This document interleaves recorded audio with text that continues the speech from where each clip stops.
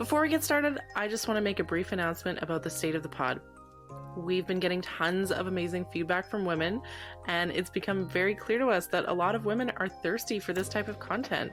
This is a niche in women's media that is desperately needed and has been neglected for a very long time. And we really want to be able to make more content. There's just one problem, and that's money. We would love to be able to quit our day jobs and work full-time on content creation, and the only thing holding us back is the fact that we got bills to pay, if I'm being totally honest. Long term, though, we would like to expand into other forms of media, such as video, TikTok, newsletters, ebooks, even like real physical books, and so on. And that's why we've set a new Patreon goal.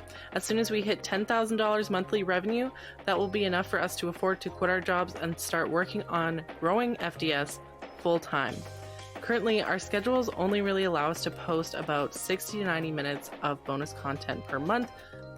And as a reward to our patrons for helping achieve this target, we will commit to posting more bonus content. So if you like FDS and you want us to grow and you want us to make more content, you can support us on Patreon at www.patreon.com/The Female Dating Strategy. And for the next 48 hours, we'll be offering a limited time offer called Lurker Mode, where you can access the bonus content at a reduced price of $5.99 per month. Thank you so much to everyone who listened and shared to help us to get to where we are now, and I'm sure this is a sign of even greater things to come. Thank you.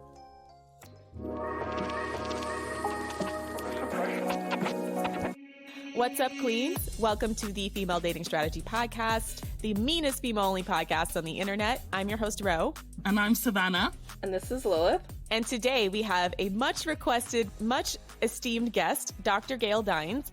For most of our subbies and people who follow our podcast, they'll already know her and she needs no introduction. But for people who may be new, Dr. Gail Dines is a professor emerita at Wheelock College in Boston, Massachusetts. Also the founder of Culture Reframed, and also the author of Pornland, How Porn Has Hijacked Our Sexuality. Welcome, Gail.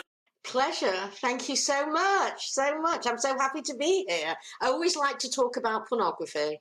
Well, it's an honor to have you on the podcast, Gail. Thank you so much. Thank you. Thank you. So most of our audience is already porn critical, but for our newer audience, can you tell us a little bit about your work? Yes, certainly. So let me tell you why I do this work to start with. Often those of us who are against pornography get called, anti-sex, sex negative. And I do this because I'm pro-sex and sex positive. And I can't stand to see what pornography has done to sex. So I would begin by saying that if you want to be pro-sex, you have to be anti-porn.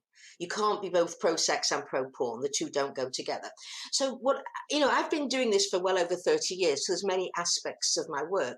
But one of the things that I'm specifically interested in is the way that, pornography as a discourse, as a set of images, as an industry is reshaping the notion of sexuality, sexual templates, heterosexual behaviors. And we'll talk mainly about heterosexual porn, but I can talk about gay and lesbian porn as well. But I think critically, when you think about the industry, it's mainly made up of heterosexual porn, although we don't really know if the guys were watching it, how they identify, but it's geared to heterosexual men. And it's really over the last 20 years since the internet became affordable, anonymous and accessible, made porn affordable, anonymous and accessible, it's really driven demand to pornography. And overnight in 2000, we went from sort of soft to middle core to absolute hardcore. It was astounding to watch this change. It was like no middle ground. It was immediately what they call in the industry gonzo, which is really a shorthand for the hardcore porn. So the type of porn you see now for free on Pornhub is the type of porn that, say, just before the internet, you would have to go to a porn shop, you'd have to be over 18, and you'd have to know somebody who carried such hardcore porn. This has now become mainstream. It's a click away. The average age of first viewing porn, studies say around 11, but increasingly we're seeing younger and younger boys. And what's interesting, specifically, I think, for a lot of your listeners, is that it used to be, boys would grow up and get a peek at their father or brother's Playboy, maybe masturbate to a bit here and there. But basically, you were kind of limited with how much access you had to porn. Today, there is no limit. And they're immediately catapulted into hardcore. Gone are the days of the centerfold of the, young white woman bending over with a coy smile in a cornfield. It's completely different. And what's interesting and what studies are showing is that men, as they kind of develop into adulthood, are not leaving porn behind. They're taking it with them into their relationships, and it's having a profound effect on relationships. We know that both from anecdotal evidence, but especially peer-reviewed articles as well from multiple disciplines. So everything I'm going to be saying today, that's around this stuff, is going to be mainly based in the research, because we have so much research on the effects. Amazing. Everything that you said there is so validating, and so many women have been saying how porn has negatively affected their relationships, and lots of guys are telling us that we're crazy or controlling, or that, porn is normal and healthy, and that if you have a problem with porn, you're anti-sex and like sex negative and all of that stuff. It's coming from men as well as the liberal feminist arm of a lot of mainstream media, especially in the States. We've done part of our media analysis on the way that a lot of times women's magazines and women's media cloaks over-sexualization, objectification as feminist empowerment, and how that actually a lot of times leads to dissatisfaction in relationships because it's not coming from a true place of expressive sexuality. It's coming from a place of performative sexuality for men and them trying to sell us, products. If I have to hear that fucking word empowerment again, I think I'm going to have to throw a feminist fit, honestly. I agree. I am so sick of this. We roast that all the time, yeah. First of all, let me say this, the porn industry has a very well-oiled PR machine. When some guy is trying to groom you into porn, he's getting this from the porn industry, right? He's not thinking this up himself, by the way. He's being fed how to groom women and girls into porn. And what will you explain to me what is empowering about going onto a porn set, being anally, vaginally, orally pounded away, being called a slut, a whore, a cum dunster, and a cunt, being ejaculated in the face, especially in the eyes, maybe getting, if you're lucky, a small amount of money, that image then going up onto Pornhub, the women never seeing a penny of it, and men all over the world jerking off to what was probably one of the worst experiences of your life. Can somebody please explain to me how that's empowerment? And what's interesting, we never talk about male empowerment. We talk about male power. And when men have power, that means they have economic power, legal power, social power. For women, our power lies in, full bikini waxes, fucking any man that wants us to fuck him, giving blowjobs. Why do they get the real material power and ours becomes a pseudo empowerment through becoming disposable sex objects for men? If we want power, we want the same type of power that men have, which is economic, social, and legal power, so that women no longer have to live as a subordinate sex class. Straight facts. A mic drop. Preach. Oh my God. You mentioned the porn lobby, and I remember watching this clip with you and Rashida Jones talking about, I think it was Hot Girls Wanted, and you were arguing with this one guy, this old creepy looking guy who was saying Mark Kearns. Yeah, and he was saying, like, most guys don't watch violent porn, which is a fucking lie. And so, can you tell me more about what it's like to, what are some of the techniques that they use to sort of gaslight women? What are some things to look out for? Well, the things to look out for is that, well, all the other girls are doing it. What's wrong with you? Girls like this, are you a prude? Trying to sort of isolate you where somehow you're abnormal, you're different, you're prudish if you don't want to be fucked in the ass by 3 guys. So I think it's really important for women to get a sense of themselves, and rather than let these men tell them what to do. We have set the bar so low for what a decent man looks like. If he doesn't beat the shit out of you, he's a good guy. If he doesn't do this, we need to actually really raise the bar, because we're not doing men any favors either by really lowering this bar to such a degree. And I would say if any guy tries to pressure you into porn or doing porn sex, then you have to walk away. You absolutely have to walk away. I used to tell this to my students all the time. You have to close the door and walk away. You can explain the problem, and if he doesn't listen, it's goodbye. How many people of color would spend their time hanging out with white racists? True. You wouldn't. You'd walk away. So why do women spend their time trying to explain to misogynists why it doesn't feel good to be a fuck object? You know, we spend too much of our emotional energy trying to change men who won't be changed. Now, it doesn't mean to say there's not men out there who actually will have an aha moment and will change their behavior. But for the others, really, this is such emotional energy on women. It's like we wash up after men, we cook after men, we clean up the messes, and now we have to do the emotional energy of trying to turn them into decent human beings. I say enough already. I completely agree. That's FDS in a nutshell. That's FDS in a nutshell. Because we get criticized all the time for our hardline stance on this. We say if a guy watches porn, he's undateable. Like, break up with him, block and delete. Like, we say, like, you can maybe explain if you want, but you don't have to. It's not your job. And in fact, it's just like a waste of energy to try, because most of them will just like argue with you and like gaslight you. They'll lie.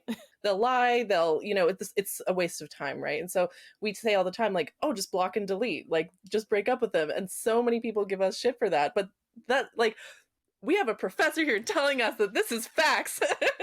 Yes. We have a hashtag on our subreddit called Porn Sick Limp Dick, which got a lot of controversy when we posted it because in addition to all the things that you just said, it's just making a lot of these guys not be able to perform sexually in real life situations because they're so overstimulated that they can't actually engage with you as a person when you're trying to have sex with them as a real live breathing human woman, and that is affecting our relationships directly. Totally. And I used to hear this from my students all the time, that they felt like a masturbation facilitator, you know? And what's really interesting, when one of the best interviews I ever heard with a guy who used porn and was reflecting on it, he said, porn taught me how to masturbate into a woman. Now, who wants to have sex with someone who's using you as a masturbation facilitator? You know, if men want to know what women want sexually, they're going to be very disappointed if they go to porn. Because, you know, this might be a surprise to some men, but when you stick your penis down her throat, she doesn't have an orgasm, right? The clitoris is not in the throat. Yes. There's all these messages that come at these guys about what we want.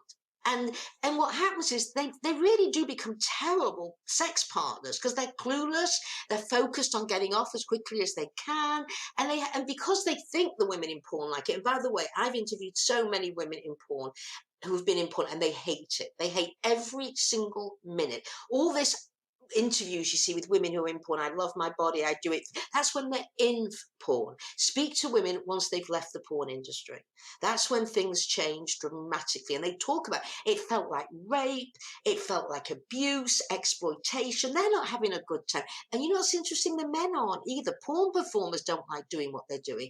But what's interesting is what you are meant to do is emulate porn performers who are actually pretending to have a good time. So what kind of sex is everyone having? You know, sex should be fun, creative. You should be the author of your own sexuality. You shouldn't let a bunch of creepy men in LA, like Mark Kearns, who I was on with Rashida Jones. Why would you really want that gross guy to be the determinant of your sexual template? I mean, this is what is so ridiculous. And people often say to me, you know, it's so interesting. People say, if I don't use porn, this is men, what am I going to masturbate to? You know, I say, no, what about your imagination, right? As long as it's not porn-fueled imagination. As long as it's not pure fueled. But the other thing I have to say, carrying on the food analogy, is porn is to sex what McDonald's is to food. It's the industrialization, commodification, and monetization of a real human desire that is then stolen from you, sold back to you, and looks nothing like the original desire. So, you know, and then so I would say, if you want to make hamburgers, fine, go home, experiment with different recipes, make hamburgers. But that's very different from supporting a multi-billion-dollar fast food industry that is destroying the environment, as well as, of course, making everyone fat and want salty food. So what I would say is that let us become the authors of a fun, creative sexuality, and let's relegate the porn industries to where they should be, which is the trash heap of the society. Yeah, that was another question that we have, because a lot of people have a hard time imagining what a post-porn world would look like, and or even if it's possible. Like, so, you know, could you maybe explain why, why is it possible? And how would we go about that? Well, remember, we've had a pre-porn world.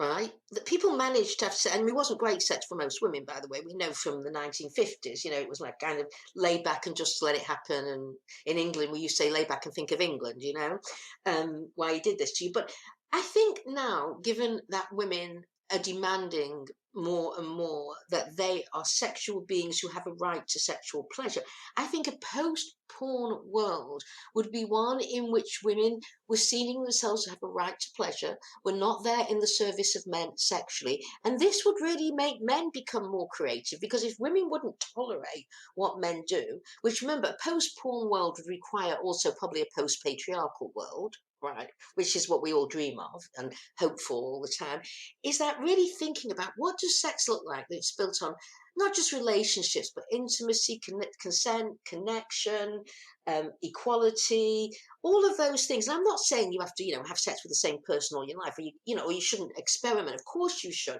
but at least in a way. And when I was growing up, it was a pre-porn world, and I was thinking about, because I often do this work, what it was like.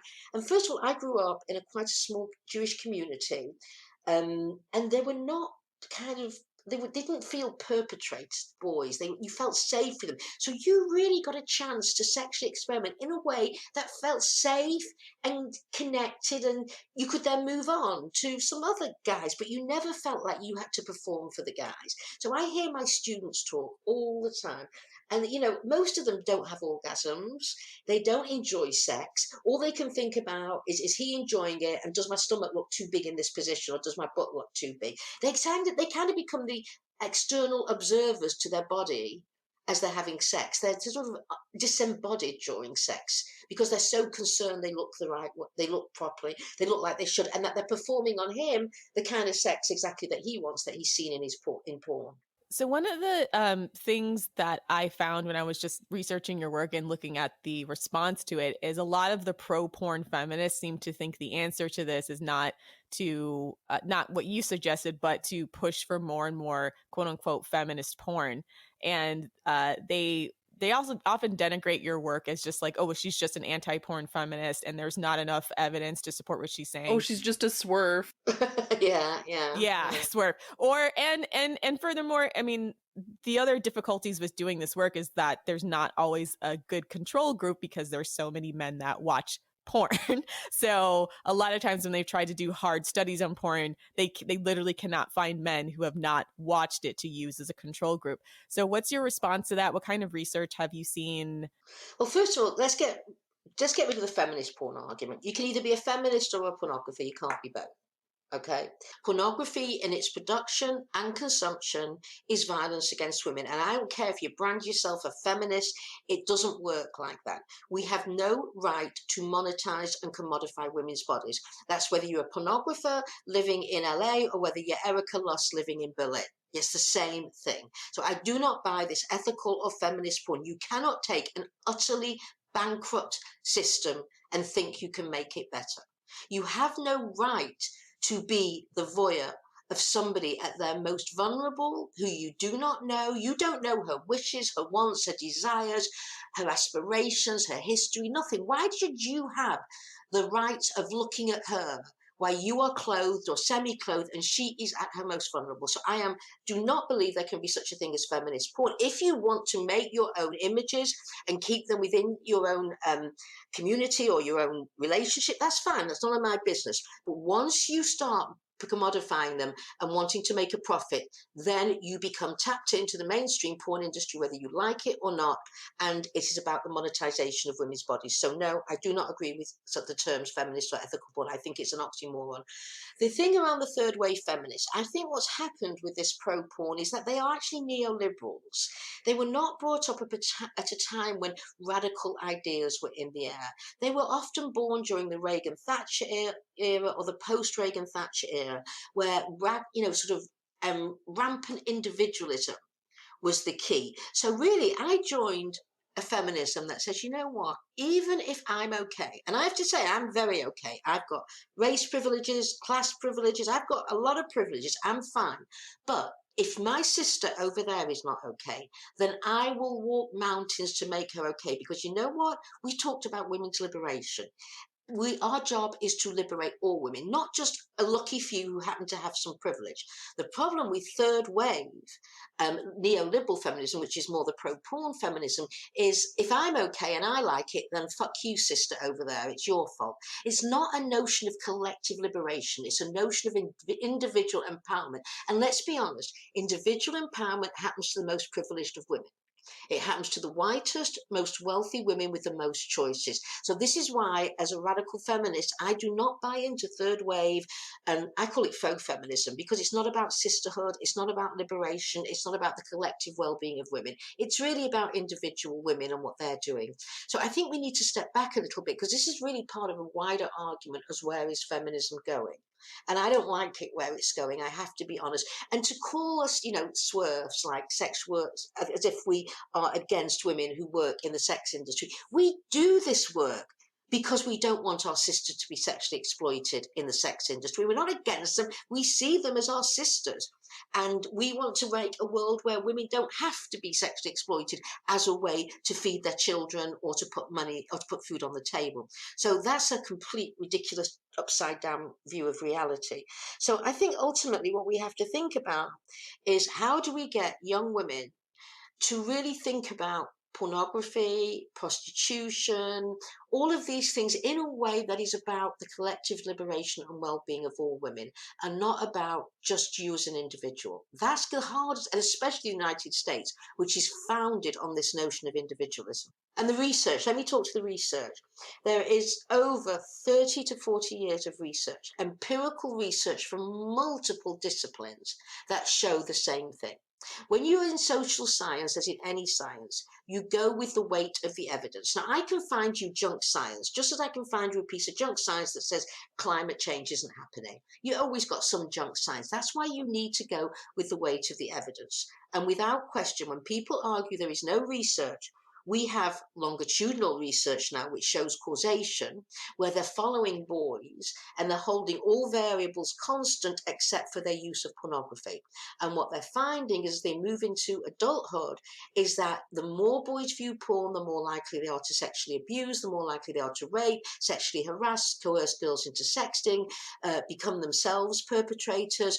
All these things, and these are actually causation, not correlation. So anyone who argues that there's no research is simply willfully ignoring it or just doesn't know about it.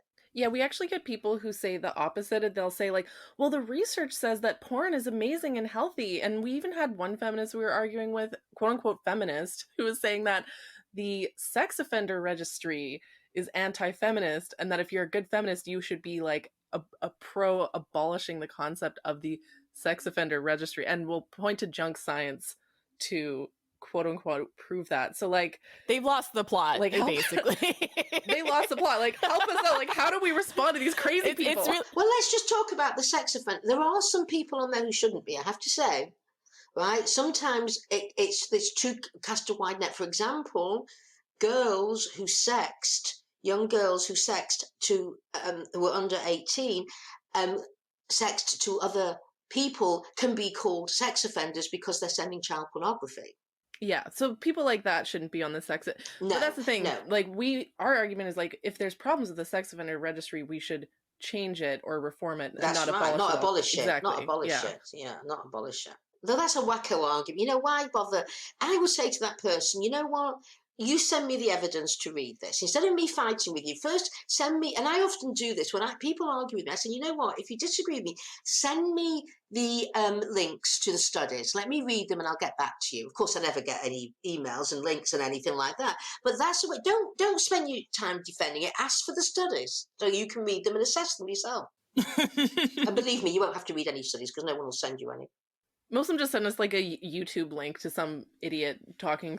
Oh, well, that's really scientific. That's really robust science for you, YouTube, you know? Professor Dines, I had a question because in my dating travels, I've come across men who are somewhat in denial about the extent of their porn addiction. They'll say, oh, I only watch it a little bit, or I'll watch it when, my wife's out of town or when she's on her period or stuff like that. Do you think there is such a thing as porn in moderation? Yes. No, we know that not all men who use porn are addicts, right? That we certainly know, of course. The question becomes not are all men addicts, because that's an easy answer. No, it's can you masturbate to porn on a once, twice a week or whatever, and come away unchanged? That's the issue, and the answer is no. You cannot.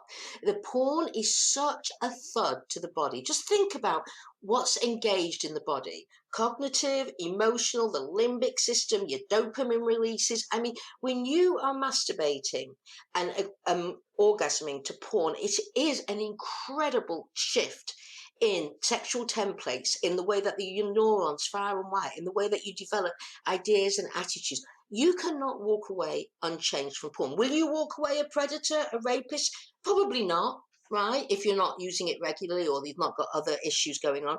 But you will be changed in a very profound way. And the question that these men have to ask themselves is really, is this who you want to be?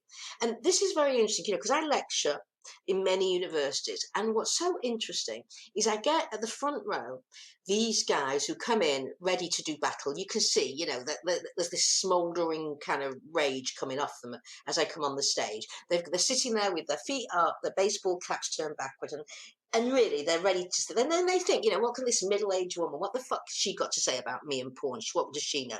And what happens is very interesting, because I'm on the stage and I'm above so I can see. And you know what? Within 10 minutes of me talking, if they could reach out and touch me, they would.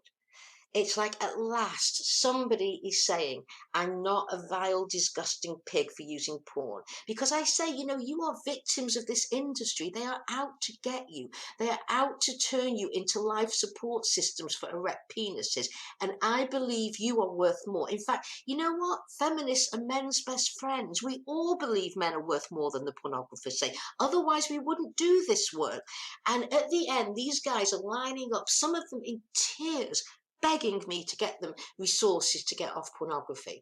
So, I have to believe, doing this work, that these men, and it's very interesting because I show porn in my talks, just stills, not films, but what happens when men and boys are aroused and masturbating to porn, they're not in any position to do a robust deconstruction of the text that they're masturbating to. You understand? They want to get off, and they want to get off as quickly as possible. So what's interesting is when I show the images of porn and read the text, this is probably the first time these guys have ever looked at the porn they're masturbating to without an erection. And it really disturbs them, because when I explain what goes on in porn, and they know they've been masturbating to this, they shift. It's, oh my God, is this what I've been looking at? And I remember one guy saying, sometimes after he's come to the porn, he's masturbated to it, and he ejaculates, he said, I look at what I was jerking off to, and I think, oh my God, it's gross. So I think on many ways, this is doing a job on men as well. This is doing a number on men. And again, I want to say to all the men listening, feminists are your best friends. If we did not believe in your capacity for humanity, we'd all go and live in a cave or go off to a desert island together and leave you away. We don't. We do this work because we do believe, not all, by the way, there are guys who need to be dropped into a desert island and left to fight it out with each other. I do say that. Preach. Take all the rapists, take all the murderers and abusers, put them on an island, they can duke it out. Yeah, let them go and do to each other. Leave us alone. Just leave us and the children alone as well. But, and I have to say, the most humbling experience of my radical feminist life, because I had it really down when I was 19, 20. Women were good and men were bad. It was very simple, right? And then, you know what happened when I was 25? It all got fucked up because I gave birth to a boy. And suddenly my dichotomous thinking didn't hold up, because why? The thing I love most in the world was this little boy who was born with every capacity for love and humanity and intimacy. And I'm happy to say his first language is feminism, so he's still like that in his 30s. Okay, so it is possible. He's astounding. I mean, he sees things. He sees misogyny before I do, because his first language was. And would you like me to tell you a story about? Please. Yes, we'd love to see it. So let me give you some hope out there. So when he was at university, he was out with some friends for a drink, and he found out we were going to a strip club, and he turned back and went back to his dorm room. And I said to him, why did you do this? And I thought I was going to get the mom violence against women, blah, blah, blah. He said to me, which really was so profound. He said to me, you know what, Mom? He said, I've only got this one body to live in, and I don't think I could have stood to live in this one body if I would have taken part in exploiting a woman. And I thought, that's it. You want the moral compass to come from them. And he had internalized a moral compass of feminism as a male. He wasn't giving his mum's lecture here. He was telling me how he felt.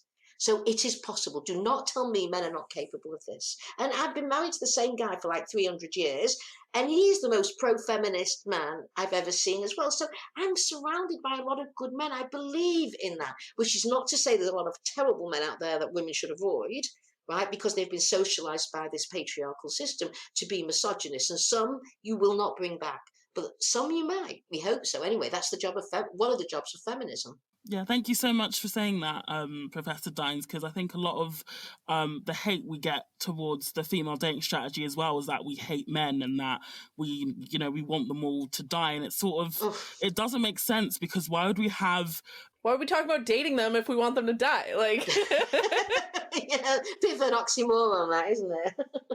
Yeah, exactly. So thank you so much for saying that, because you put that in such a good way, and it's nice to know that men aren't completely irredeemable. Well, we couldn't live with that. You know what? We couldn't stand to believe that, because where would we go from there as activists and feminists? It would be over. I think we do need to hold them accountable, and I don't think we should be nice to them, right? We're not. Yes, I don't think we should be nice to them. I agree with that.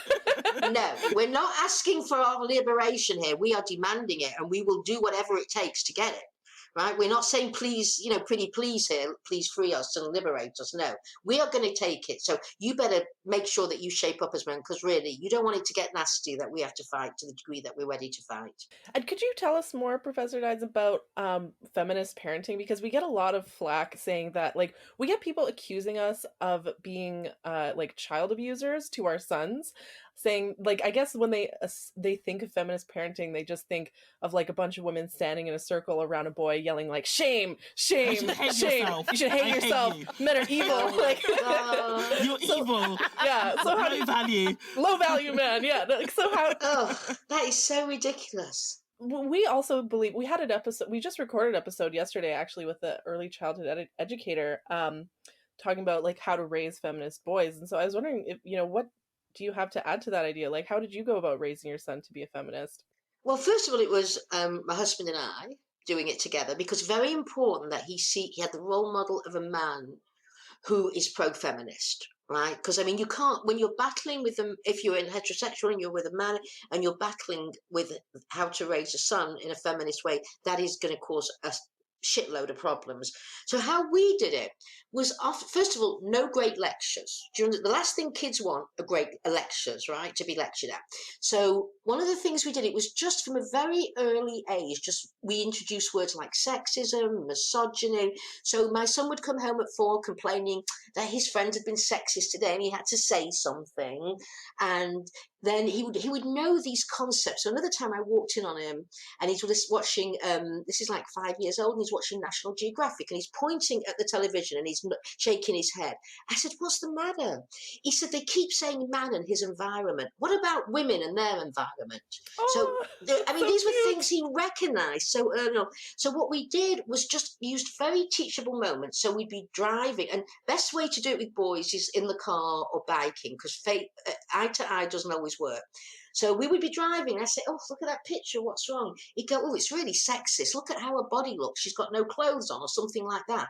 And then we would talk about his body. So as a joke, one day he came home and said something like, the little boys get obsessed with their penis in patriarchy. So he'd say, I'm going to sit here and I'm going to put my penis over there because it's so big. And I said, listen, honey, you know what? I said, your penis is connected to your beautiful head and your beautiful heart. So you can't make any decisions about your penis because it's always connected to your head and your heart. So you're all one beautiful body. So just little things like that, and then move on to a snack. not a whole lecture, right? Then other times he'd come home and say things like he wanted to go with his friends to see those, horrible summer blockbuster movies where a white man saves the world. You can't make your kid an outlier. So he would go, but we had an agreement in the family that within 2 days of him going, we had to have a discussion about the movie. So he'd come home and say, okay, so what do you think could have happened before it turned into a gunfight? What other ways do you think they could have come to some agreement before it got to? And then we deconstruct movies together. So then when he was 12 and 13, because you've only got till they're about 10 or 11, they think you're the smartest person in the world. And around 11 or 12, you're the biggest idiot that ever walked the earth. So you've got a front load. So then he'd go to the movies and he'd sit down with his friends and we'd discuss it. And he'd come home and I'd say, how was the movie? It was one of those awful at that time, Bruce Willis movies or Arnold Schwarzenegger.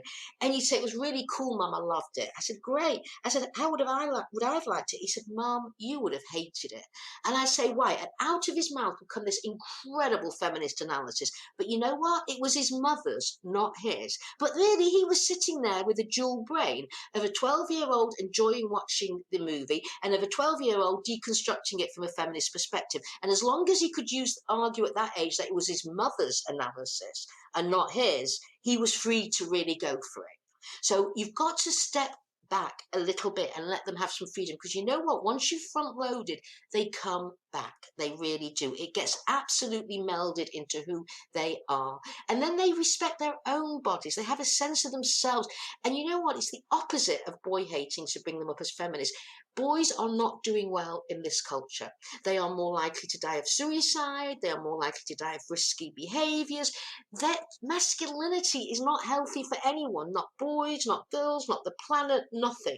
So we are really helping. I think bringing up a boy as a feminist is the biggest gift you can give to him. Absolutely. I'm thinking him up in toxic masculinity, I think is terrible. And I feel so sorry for those poor little boys where you see their parents screaming at them, to be more macho and more boyish. And these poor little boys don't fit into that mold. Most of them don't. They get scrunched into it, not by the parents, by the culture, until they end up really kind of truncated human beings, really truncated, where their emotional life has been almost wiped off the map. You mentioned you and your husband raising your son together. And so, we say all the time, like, you should focus on finding a high quality man so that when you raise children together, you're on the same team and can do a great job of raising, your kids together. So can you tell us how you met your husband? Like, how did you vet for him? How did you vet him? How did you find out that he was a good man? I didn't. It was an accident. Do you know what? I decided the goddess smiled on me that day. I remember we were both 19 at university, and I saw him, and the first thing I thought is, he has the kindest face I've ever seen. And you know what? I was right. 40 odd years later, I can say the same thing.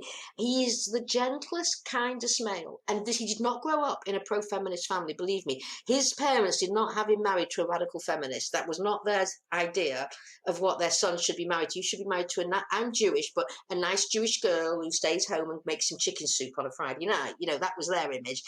Alas, he's the one who makes the chicken soup on a Friday night, But it was an accident. But what was very interesting was when we were dating, he had the heart, but he didn't have the cognitive understanding. And I remember we were at a dinner party with friends. We're in college, and we made this fancy dinner party once, and there was 8 couples. It was very, heterosexual, 4 men, 4 women. And halfway through the dinner, we noticed that we're the only ones left at the table. Well, the other 3 couples have gone to have sex, and we're fighting with each other over feminism. And everyone else is having sex, and we're having this blazing argument about, because he didn't really get it in the beginning, although he felt it. And I turned around and I said to him, his name's David, people know who he is. I don't mention my son's name, but I'll mention his name. And I said to him, David, if you want this relationship to go any further, then you have to agree that my civil rights are not up for negotiation and they were equal to yours. And he turned around and he said, God, you're right. You're absolutely right. And that was it. Finished. And he has been my rock. I mean, we even work together. He's a professor of economics, and his area is mainly in climate change. But he's now become an expert in the porn industry, and we write together on the business model of the porn industry. So I don't think this is where he thought he'd be married to a woman who spends her life looking at porn either. But it turns out he's been by my side the whole time. And what's about a good man is they not only know when to be by your side, they know when to be in front of you and when to stand behind you. They know that. And I have to say, I'm a radical feminist. I do this work, as you can tell, I don't sit on what I think. I'm out in your face. And I don't know how I managed to get so lucky to be a radical feminist and end up with a man who actually completely supports me. He'd married a strong woman, not to destroy her, but to make her stronger, which is very unusual, very unusual. And what I'm saying to the listeners, most importantly, look, these men are not falling from the trees, let's be honest, right? But if and most men you are going to have to work with, you're not going to find one who comes to you fully, developed as a feminist and understanding. But if you can work with them, and you have to decide how much work you're willing to put in. And if this is not somebody who's going to be in your life very long, then don't bother to spend it time. But if you think this is someone who's going to be in your life, let me tell you, those times that him and I did not have sex but stood across the table from each other arguing around feminism was so much more important than having sex. We're going to have plenty of sex later on when we figured out that this is going to be a feminist relationship. The most important thing was making it clear, first and foremost, that if this is going to continue, these are the ground rules and they're non-negotiable. I have to say, I've seen a lot of men start coming around on the porn issue, especially on Reddit. There's a growing community called r/nofap. And they there's a lot of men who are now recognizing that porn has had a negative influence on their lives, because I think for the last 2 generations who have grown up with the internet, a lot of them started watching porn at single-digit ages. And so they've developed a dependency on it that it's now, as they're getting older and they're starting to cognitively understand that it's having a negative effect on them. I find this interesting because I think about 10 years ago, especially when your book came out, it was met with such backlash. But now it seems like the ideas are starting to take hold in men. Have you noticed that trend? Yes, I've absolutely. Look, I think we've polarized. We've got those guys who are digging into their porn even more, and we've got those guys who are deciding this is not the way I want to live. And certainly that NoFap has got a huge amount of following. There's also Reboot Nation by Gail Dines that has got a lot of followers. I think they're beginning to realize what porn is doing to them. But you know what the problem is that the Women's Studies Academy has been hijacked by the pro-porn feminists. And really, this would be a place where men could learn, and women, of course, but let's talk about men at the moment, where men could learn about the harms of porn. And unfortunately, what they're doing is these faux feminists in the academy are giving them a pass to use porn in their sort of pro-porn position. So I think I think these women are being these academic women are being so unfair to younger women who have to live with the fallout of men getting a pass to use porn. And I want to give an example of this, if I may. So when Pornland came out, and actually it was very interesting, I got a ton of people from the porn industry writing to me, telling me, God, you've got it so right. Let me tell you my story. I had tons of interviews following Pornland with people in the porn industry, the performers, the producers, the directors. But let me tell you something, a very interesting story. So it got selected at the Sydney Writers' Festival in Australia. So I went out there, and I have to say it was probably the hardest 2 weeks of my professional life, because the pro-porn lobby in Australia was waiting for me. And they followed me around to every single lecture, radio and TV show I did. So the first thing I had to do was for the Writers' Festival was a gig talking about pornography. And they put me on a panel with 4 pro-porn women, some of them academics, and me. So I was, and the worst one was the facilitator, right? So I was battling it out like crazy. And so there was 4 against 1. And they were going on about how great porn was and how empowering. Anyway, at one point, and this, now you have to just set the setting. There was over 1,000 people in this room. I couldn't see out. There was so many. The spotlights were on us. All you got a sense of the energy of 1,000 people.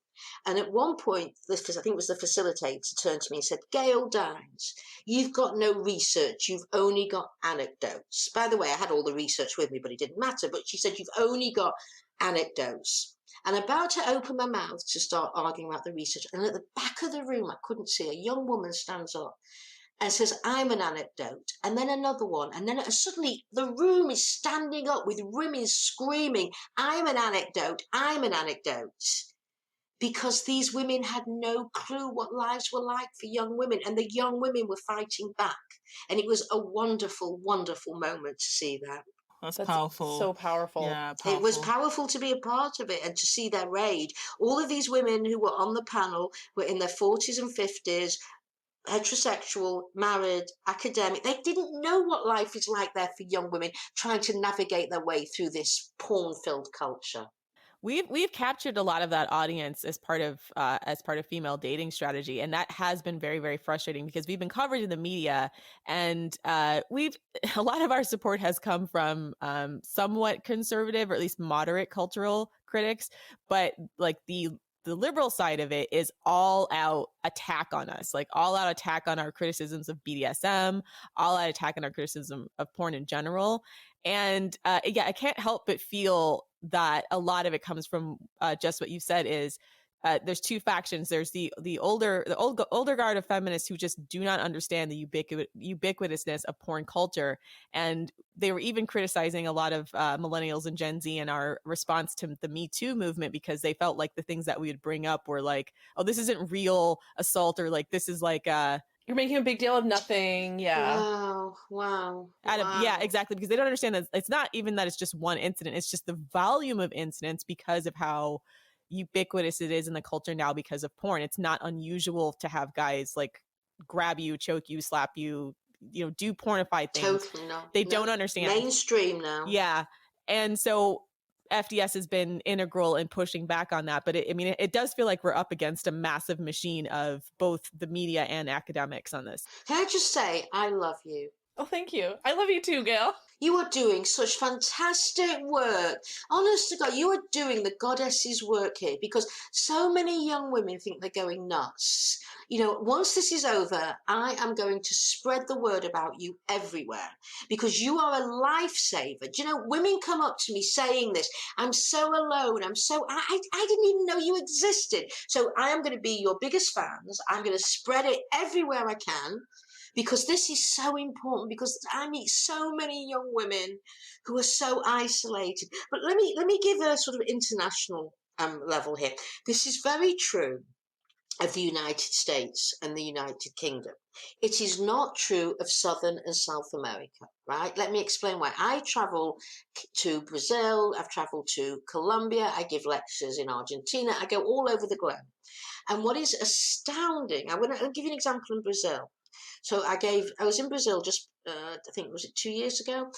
And I did like lots of lectures. And what was stunning to me was the radical feminist anti-porn came out in their droves, all in their 20s. All in their 20s. When normally in the United States and UK, it's older women. In one point when I was speaking in Sao Paulo, I put out on my Facebook that I'm in Sao Paulo, I've got this day free.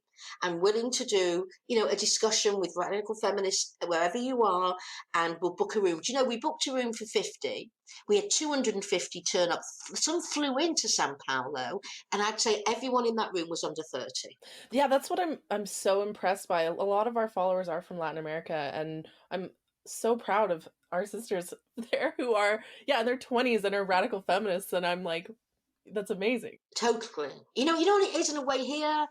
It's the ones who get access to the media and get heard tend to be the more privileged. Yeah. Oh, yes. And that's where I think you get this problem, is that they're speaking from their own life experiences. They have not got I don't know whether it's the theoretical understanding or the lived experience, but to understand that how you experience life, even if you are in your 30s and 40s and have navigated your way through the porn culture, that means shit for the average 20-odd-year-old who has got to deal with these guys. And I don't know what's missing here is why these older women who have, often are not even dating or are with somebody, why are they putting young women in this terrible situation and not having an ounce of empathy? Because I would hear from my students, just what it was like out there, what a nightmare, and how many of them would tell me about, they'd start by saying they had a bad night last night, didn't go well. Turns out they'd been raped, but they didn't want to turn that. And once women understand, and I've been on the same college for over 30 years, and my door was constantly open, because why? Women who I didn't even teach at the college would come to me with their rape stories, because at last somebody would listen to them and not think it's your fault because you got drunk, or it's your fault because you went into the room with him. And it's sometimes, I would actually have a line outside of my office with young women doing intakes at the Rape Crisis Centre on my office phone because they didn't want to do it on their own. I mean, that's how bad it was. And I am so angry at these older women and some of the third wave younger feminists who have completely thrown their sisters under the bus and their daughters under the bus. Yeah, we call these liberal fairy tales, where it's yeah. Liberal fairy tales. That's a phrase we use a lot, where they're talking about this theoretical, like, academic, if we lived in a perfect world where everyone was consenting and everyone was fair and there were no misogynists and blah blah blah blah blah. But the thing is we don't fucking live in that world, okay? The reality on the ground for women is completely different. And so many of what these academics, and like, I mean, I went to university too, right? Like, I like, I'm not, it's not like, oh, stupid women or uneducated women are anti-porn or something. I don't know. Like, they've created this weird thing where, like, oh, if you're a real intellectual like me, you're pro-porn, or you're, do this and that, right? And so if you don't agree with me, you're not an intellectual or something. I don't know.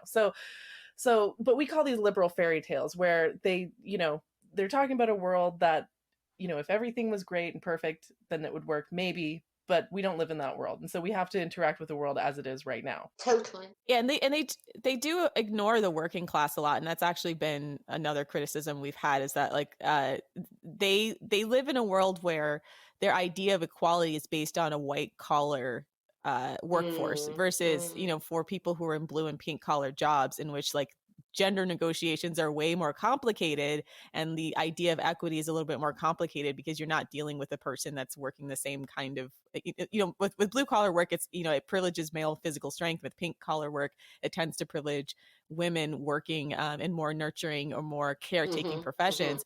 And so those kinds of women exist, and it does feel like they flat out ignore that to have this, like, fairy tale idea of perfect gender neutral, gender balanced, gender equality and sexual equality that just does not play out for women who don't work in these very privileged, very niche places. Yeah. Exactly. And can I add to that? It's really interesting because we're talking about the academy. Is, I have to say, the worst places to go to try and give over analysis of porn as violence against women is the Ivies and the top colleges. If I'm going to some community college in Iowa or Idaho or even in Massachusetts, you don't get this pro-porn position.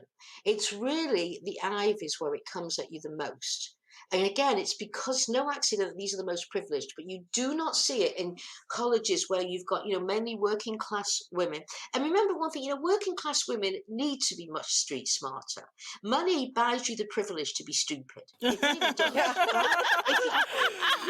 If you've got a lot of money, you don't need to know how to do things because you pay people to do them for you. Whereas if you need to do everything on your own, you cannot afford not to be realistic, have your eyes wide open, and be strategic about how you live your life, because life is so difficult. So I think that's a critical part here. And sometimes, often when I'll go to a Ivy University and I get a really particularly stupid, awful question, I'll think to myself, you've got to have a PhD to ask such a question. Only a PhD can ask that question. Yeah.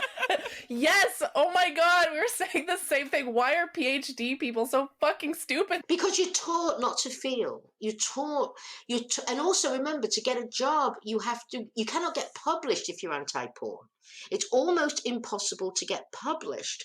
So what happens is, I would not, if I was now going on the job market, I would never get a job with my politics. A left, anti-porn, radical feminist, forget it. So today what's happened is you can't get published. Publication is your seat to tenure. You are excluded from the academy. You are ridiculed. The very way you cannot do your work, basically. So what you see is, I think, a lot of women crumbling, or those who are anti-porn, and I understand this, stay quiet because this is their livelihood. They need to get tenure or keep their job.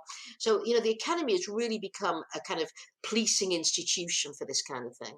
Yeah, I had so many issues with that when I was in school as well, where, oh, we're a campus of, free ideas and free thought and stuff. But really, in reality, there's only a very narrow set of ideas that, and I learned it very early on in school. If I wanted to get good grades, I had to just regurgitate whatever the professor was saying. Well, that's outrageous. That's outrageous. Because I would say to my students, you don't have to agree with me, but you have to make really good arguments if you disagree and bring up the research. But nobody gets brownie points in my class for agreeing with me. You get brownie points for making good, solid, scientific and theoretical arguments so that you become a thinker and a critic. And I had some students, not many, because after taking a class with me, most of them were anti-porn, but I had a few who still were, and that was fine as long as they could make arguments for it. And, that was okay.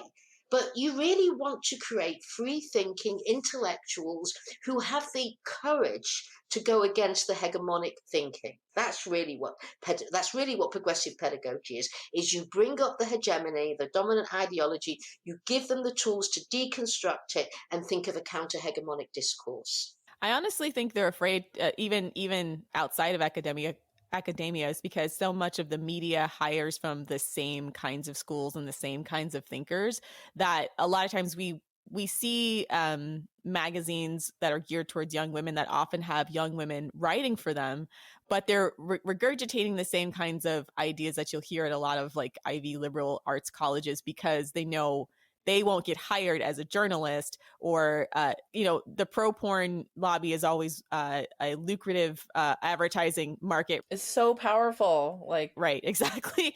Exactly. Well, you know what else is very interesting, because I deal with the media all the time, and I have to say, when I have time with journalists, young women, and we talk, and then they talk about their lives, I almost caused a mini revolution at Cosmopolitan. Oh my gosh, tell us this story. I'm dying to hear it. So I'm not going to mention any names, but there was one woman particularly who was young, but really felt that porn wasn't okay. And we spent a long time in interviews. She brought others on. So they formed a little group to start putting in anti-porn stuff in. And this was a few years ago. Now, I haven't seen them lately, and I wonder if they got fired, but they were writing to me, and I was helping them figure out stories and stuff about how to get it in ways that it would be sort of, it would be on the down low kind of thing, but at least they would get anti-porn. And they were great. And they were so frustrated with Cosmopolitan, let me tell you. But they had, these are top jobs when you're looking to be a journalist. I've even had, one of the worst is Vice magazine. Oh my God. Right? They roasted us. Oh my God. Right. They must hate you, right? They hate me. They hate us. Oh yeah. But you know what's really interesting? I've got friends at Vice, and I have help them figure out ways. So there's been a few articles in Vice where I've sort of taken a more Marxist critical approach to the porn industry. And this has really interested a few of the journalists. So there's some you can get hold of. So, and then I get the journalists who call up and say, so Gail Dines, you're an anti-porn Christian book burner. Right-winger. And I say, well, actually, I'm a left-wing radical feminist Jew, so you've got a few things wrong here. They slam the phone down on me. They literally, the phone goes, because they realise now they haven't got me in that little place they want to put me. I did my PhD on the Marxist theory of culture applied to pornography. How are you going to put me in the right-wing book-burning? Plus, I'm Jewish. Jews do not tend to have an issue around sex, right? We have lots of issues, believe me. We're very neurotic people, but we do not tend to be that neurotic around sex, okay? So, they can't, and so when they can't pigeonhole you to get rid of you, really, sometimes the phone is literally slammed down on me. I love a good Marxist analysis, so thank you so much for that. Yeah. Well, you can't understand porn without understanding Marxist analysis of capitalism. It's simple. That's that's where sort of my husband and I really write about, is understanding the role of capitalism in pushing forward the porn industry, and the way that porn is actually capitalism par excellence, right? You know, Marx said, so interestingly, you know, like during the Industrial Revolution, I don't know how he understood this, but he said capitalism will sink into every single nook and cranny of your life. How did he know that then? And now here we have the most private, intimate parts of our life, our sexuality, commodified by patriarchal capitalism. How did he know that was going to happen? Brilliant. You know, you read Marx and you think, this guy had like, he must have had a crystal ball into the future, because I don't know how he understood what was going to happen. Absolutely, yeah. And I wanted to ask you about, you know, on the topic of like academia, one of the arguments I hear is, you know, being against porn means you're anti-free speech, and that like if you care about free speech, you should be fine with porn or something along those lines. So how do you counter the free speech argument? Well, I don't. I say I completely believe in free speech, which is why I don't think the pornographers should have stolen the speech around sexuality and relationships. Who has stolen the narrative here? Who is the dominant partner in writing the narrative about sex in our culture? It's the porn industry using its $1 billion to shut us all down. I wish I had free speech. I would love free speech, okay? I want as much speech as the pornographers have. Then we've got free speech. They use that argument because those with free speech shut us up by making us silent because we don't have the dollars. Speech is not free. It is the most expensive commodity you can buy. Look, we can do shows like this, which are great, but I can't get into the New York Times. I can't get the same reach as Pornhub. That takes money. So I would say, let's put your money where your mouth is and give us free speech. Give us the reach. Because when you say free speech, you don't mean the freedom to speak. You mean the capacity to be heard. And nobody gets heard like the porn industry. Yes. Professor Dines, I just wanted to circle back quickly and ask, because like Lilith touched on the fact that liberal feminists tend to live in a bit of a dream world and not really see the world as it is.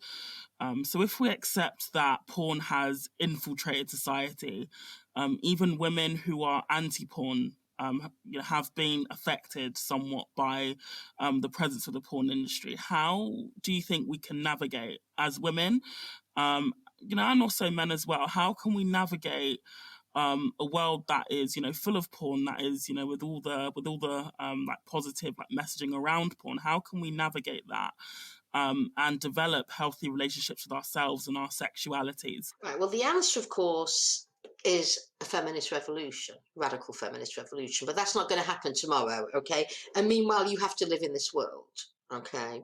So first of all, I would say absolutely, we have to reboot radical feminism till it becomes the major form of feminism. No question. But meanwhile, the really question is, why are we doing this work, this collective action? How are young women going to live in a world where they do want to be partnered? They want someone to love, and them to love somebody, and that person love them. I get that. So I think, first of all, shows like yours are absolutely crucial, which is why I'm going to advertise the hell out of not just this show, but other ones. But I think one of the things, like we said, is that you look for the few good men out there, and you're going to have to really train them into this. And if they put up a real fight, you have to walk away and do that. But, in a way, the question you're asking me is like, how do I avoid polluted air? You can't. That's why we need, governmental organizations, and kind of a joke, but to cut down pollution. You can't do this alone. And it breaks my heart to not be able to say, here's the 10 easy steps to do this, because I know the pain that women are in, and I know the frustrations, and I know, because I saw it day in, day out in my classes, and I felt so much for these young women. It was so painful to hear their stories. So, I think I'm looking to people like you to say this, is that maybe let's try and think about your program, doing websites, having Facebook pages where we can be of support, where women have questions about, how do I get my boyfriend to stop using porn? And if we say, if you've talked about it, get rid of him. Women need to get a reality check, because this is one big mass gaslighting society. And you already think you're going mad because the guy that you're having sex with said, my last girlfriend loved it up the ass, what's wrong with you? You've got your academics saying this. You've got the media saying this. I mean, I'm amazed that young women stay sane in this world, given what's coming at them. And this is what makes me the most upset and the most crazy. Feminism was fought for by our foremothers. They really did. And now my generation is that generation. And we have an obligation to our daughters to make this world a livable place. And I think we have sold you short. We have completely sold you short.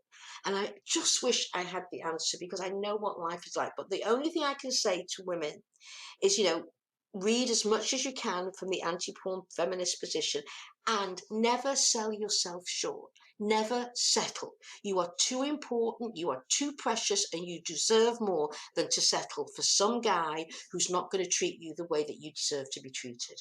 Absolutely not. And you know what? One day you will look in the mirror if you do that, and you'll say, who have I become and who am I? Please don't do that to yourself. Please. Thank you so much. Do you have anything that you'd like to plug or promote on our podcast before I do our outro? Or Oh, wait, we forgot to ask about Culture Reframed. Oh, right. Sorry. No, that's what I wanted to ask about, because we get parents asking us all the time, like, they're horrified when they find our subreddit and are terrified of what is, how do I protect my daughter? How do I... Well, we've got the answer. This is one thing we do have some answers to. So we started 4 years ago. In these 4 years, we have built the only programs in the world that helps parents teach their children to be porn resilient and resistant. This is built by a multidisciplinary team of pediatricians, nurses, sex health experts, sociologists, parent advisors. It's built for parents. So we've got two, one for parents of tweens, one for parents of teens. You can go in for 5 minutes to each one, 5 hours, 5 days. It's chock full of great stuff. It's accessible. It's free. We made it free because we wanted to make sure that any parent, irrespective of socioeconomic background, could afford it. And go in there. We've got as much of what we're teaching you step by step is how to have these conversations. What we say to parents is, you do not have 100-minute conversation, you have 100 1-minute conversations. And we've even got scripts on what to have. We've laid out the scripts from you kid, you kid, you kid. And we assume that your kid would rather be anywhere else in the world than speaking to you about pornography. So we've even got second scripts that tell you if it goes bad, how to come back to it. So we lay out the groundwork, how to set the scene. We have a model called Compose Yourself. So if you feel you're getting aggravated, shut the conversation down, go and read the Culture Reframed Compose Yourself to calm yourself down, go back and do a do-over. And we say, above all, never shame or blame your kid. If you want to shame and blame anyone, you shame and blame the porn industry, you shame and blame the culture that has allowed this to happen and the porn industry to hijack our kids. So this is for parents. And each one took about 1.5 years to write. It's been peer-reviewed over and over again, and it is accessible. Lots of great videos you can show your kids, you can sit with. So this is our gift to the world. It's to parents and caregivers. And in fact, it's now being translated. It's been translated into Turkish. We're talking with people to translate it into Spanish, Portuguese. It's being used in Sweden, Norway, Iceland, Brazil, Turkey, South America, everywhere you go. And it's being used by, also because it's so robust, it's being used by doctors, pediatricians, nurses, sexual health experts. And in October the 2nd and 3rd, and everyone should mark the calendar down, because it will be on the Culture Reframed website, how to get onto it. We are doing the first ever, by Zoom, conference on how to teach sex ed with a porn critical lens. Amazing. I'm going to put that in my Google Calendar right now. Yeah, we'd love to have you. Actually, you know what? It would be great for you to do a workshop. Would you do that? Yes. Yes. Okay, you're right.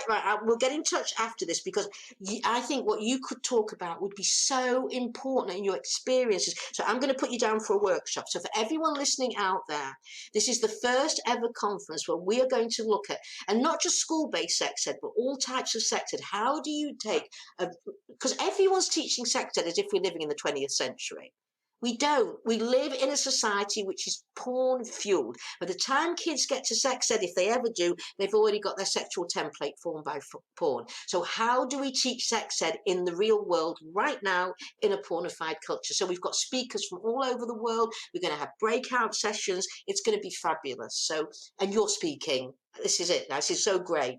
Yes, so excited for it. Yeah. And this was wonderful. I have to say, this was such fun. What can I say? It was just wonderful speaking to you. And I just want to applaud you for your work, really. You've made my day. I mean, I got this email from somebody I'd never heard of before and thought, I'll do it. Well, I'm so happy I did it because you're doing the most wonderful work and you're keeping so many young women sane. Do you know that? It's fantastic. I salute you for your work. Thank you so much, Professor Dines. You are Well, just call me an Gail, absolute... please. We're on first name terms now. Savannah, you're so formal. I don't know, in Britain, like We're some, proper lady. I mean, like some, like academics get really uppity about titles. I don't know. Oh no, I never allow my students to call me professor or dad. That puts a barrier between you and them. You see, I hate that. Yeah, but England's more formal. We both know that. I've been in the States now for 30 odd years, so I've become less formal. I still miss, by the way, sticky toffee pudding. Oh my gosh, yes. I've had that today with some good ice cream. Do you not have it in the States? No. Oh my gosh! Oh, it's fantastic. I'll send you some, Gail. I'll send you some. I was just about to say, payment for this is sticky toffee pudding. I'll send you That's what I some. want. I'll send you some. I'll mail it to you. That's so unfortunate. Well, I'll look forward to it. Believe me, I will look forward to it. And that's our show. Please check out our Twitter at FemDatStrat, as well as our Patreon.com/The Female Dating Strategy, as well as our website, thefemaledatingstrategy.com. Thanks for listening, Queens. And for all you porn sick limp dick scrotes out there, die bad. See you next week. Cool. See you next week.